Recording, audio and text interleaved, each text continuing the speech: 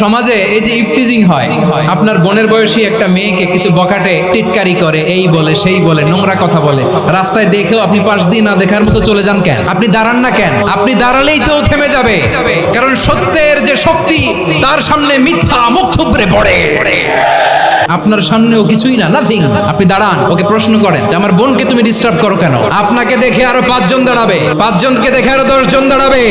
আমাদের নীরবতা আর আমাদের নিশ্চুপ থাকাই জালিমদেরকে আরো শক্তিশালী জালিম বানিয়েছে। টেন্ডারবাজি, চাঁদাবাজি, দুর্নীতি, অপরাধ, দখলদারিত্ব, মজুদদারি, এগুলো সবকিছু একসাথে প্রতিরোধ করতে হবে, ঠিক কিনা বলেন? এই যে নতুন বাংলাদেশের এক সুযোগ এসেছে, আর জীবনে হয়তো আসবে। আসুন দেশটাকে আমরা সাজাই, আসুন আমরা এক দল আরেক দলকে নিশ্চিহ্ন করার যে রাজনীতি, এটা বন্ধ করি। সব দলের প্রতি আমার আহ্বান, আল্লাহর শপথ নিয়ে বলি, এই নাসিহাতগুলো সবার জন্য, সব দলের জন্য, সব মতের মানুষের জন্য। আমরা কোনো দলের প্রতি মানুষকে ডাকি না, আমরা ডাকি ইসলামের দিকে।